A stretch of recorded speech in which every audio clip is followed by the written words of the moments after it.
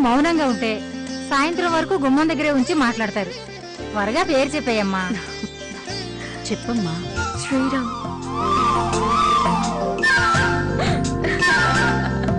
అన్నయ్య ఇప్పుడు నువ్వు చెప్పు. లేక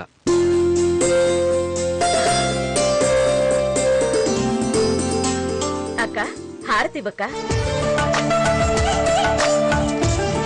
తీసుకెళ్లి పారబోయి కుడికాలతో దాన్ని నెట్టి లోపలికి రమ్మా.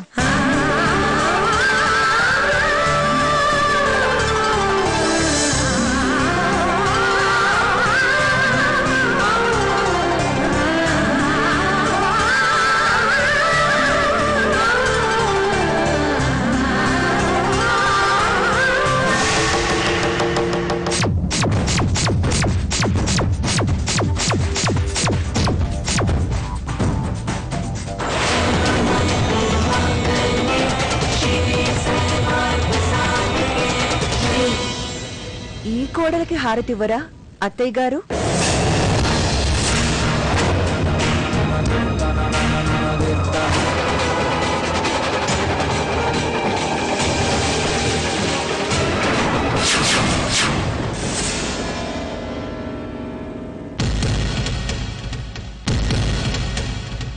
ఏంటి ఏంటి ఇది? ఏంటమ్మా ఇది? ఇప్పటి వరకు మాతోనే ఉన్నావు, అంతలోనే ఎంత పని చేసావేంటి? ఎవరికి చెప్పకుండా ఇలా పెళ్లి చేసుకుని రావాల్సిన అవసరం ఏంటి? అన్ని విషయాలు గుమ్మం బయటే మాట్లాడుకుంటుంటే చూసే వాళ్ళకి బాగుండదు. లోపలికి వెళ్ళాక అన్ని విషయాలు తీరిగ్గా మాట్లాడుకుందాం.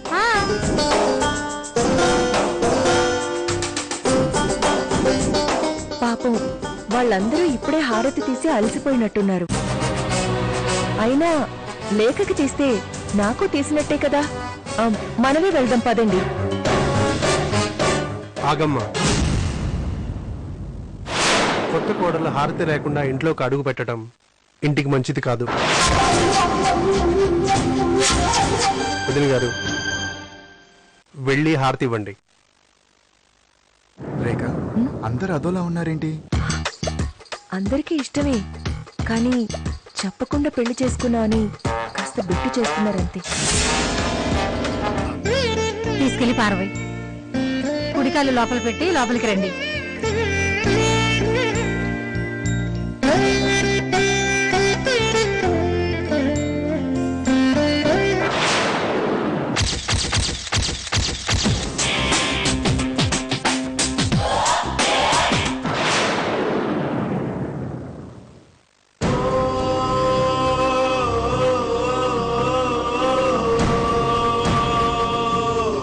చిన్నప్పటి నుంచి రేఖని ఏ విషయంలోనూ బాధ పెట్టలేదు.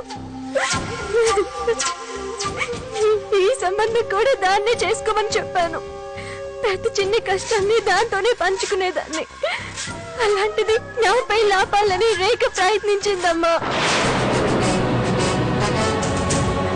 ఆఖరి నిమిషం వరకు రేఖ ఈ పెళ్లి ఆపడానికి ప్రయత్నిస్తూనే ఉంది నాన్న. ఏంటమ్మా నువ్వు ఇంత విషయాన్ని దాచిపెట్టావు? కనీసం మాతో చెప్పి ఉన్నా దాన్ని మందలించేవాడిని కదమ్మా. అసలు రేఖ దీని పెళ్లి ఆపాలనుకోవడం ఏంటి? అది జరగకపోయేసరికి అది పెళ్లి చేసుకోవడం ఏంటి? ఏదో జరుగుతోందండి. నా మనసు ఏదో కీడు శంకిస్తోంది. నువ్వేదేదో ఆలోచించుకో. ముందు అసలు ఈ పెళ్లి ఎందుకు చేసుకుందో తన్నే అడగాలి. ఇప్పుడు ఆ విషయం తెలుసుకుని ప్రయోజనం ఏంటి నాన్న? అత్తయ్య గారికి రేఖ అంటేనే నచ్చదు. అలాంటి రేఖ ఏకంగా ఇంటికే కోడలైపోయింది. ఇప్పుడు అత్తయ్య గారు ఏం చేస్తారో ఊహించడానికే భయంగా ఉంది. మామూలప్పుడే రేఖ అత్తయ్య గారి మాట వినదు. ఇప్పుడు కోడలు హోదాలో అసలు వినదు.